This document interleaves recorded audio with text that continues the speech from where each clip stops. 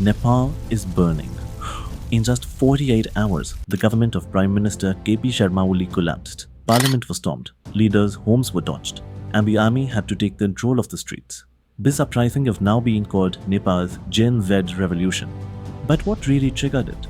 Why did the protests turn so violent? And what lies ahead for Nepal? It all began when the government abruptly banned 26 social media apps: Facebook, Instagram, WhatsApp, YouTube, even LinkedIn and Snapchat. For Nepal's youth, this was more than censorship. It was a huge inconvenience. The country's tourism industry depends on social media, and for the millions of Nepalis working abroad, apps are the only lifeline to stay connected with family. The ban was the last straw in a society already frustrated. What unfolded on the streets of Kathmandu didn't come out of nowhere. The frustrations of ordinary Nepalis had been simmering for years. Pick the economy. Jobs are scarce, and those available are often insecure and poorly paid.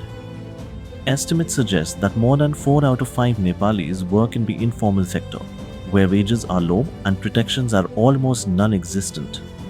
For young people finishing school or college, the dream of a stable career at home feels nearly impossible. Layered onto this is a steady drumbeat of corruption scandals. In recent years, politicians and bureaucrats have been accused of involvement in land grab schemes, fake refugee scams, where Nepalis were falsely documented as refugees to secure visas and foreign resettlement, and inflated government contracts where officials allegedly pocketed large commissions. These scandals gave the impression that the political elite were enriching themselves while ordinary citizens struggled to make ends meet.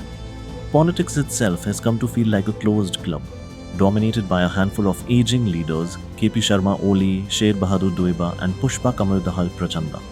Despite belonging to different parties, they've rotated power for decades, leaving little room for new leadership. And then there's the anger at Nepo kids, the children of these politicians and business aides. Their Instagram posts and luxury lifestyles became viral symbols of inequality.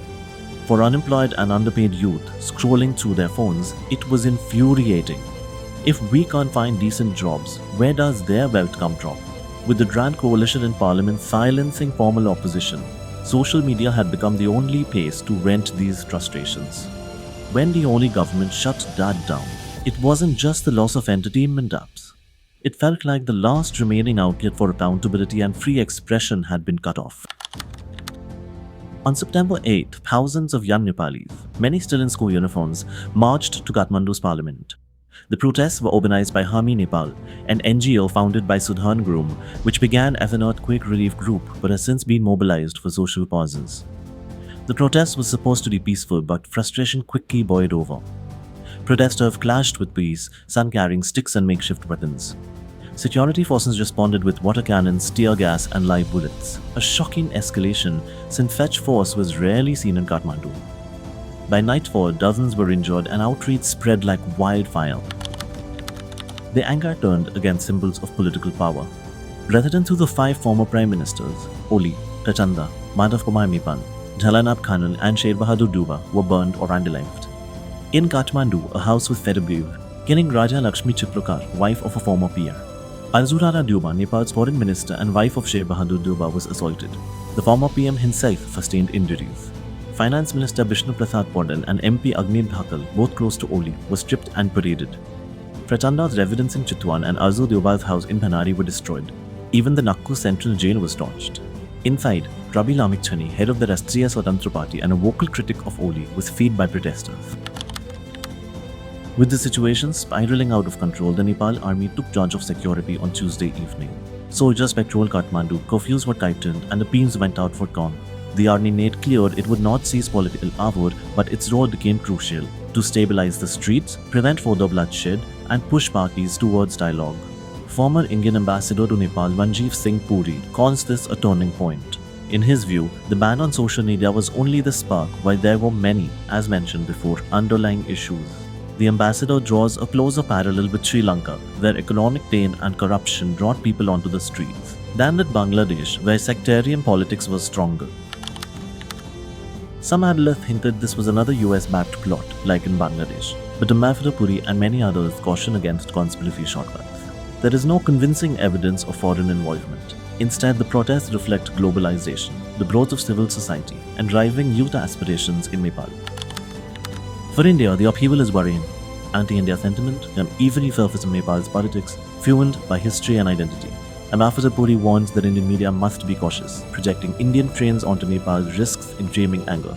India's Prime Minister Narendra Modi chaired a cabinet committee on security meeting to assess the crisis. The message from India is clear: whoever heeds Nepal, stability and democracy must prevail. The Gen V revolution has exposed the fragility of Nepal's politics and the power of its youth. For a generation tired of corruption and broken promises, banning social media was more than censorship. It was an attack on their only space to demand accountability. Now, Nepal stands at a crossroads.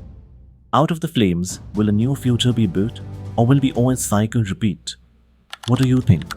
Can Nepal's Gen Z transform their anger into lasting reform? Tell us in the comments, and don't forget to like, share and subscribe for more stories from South Asia.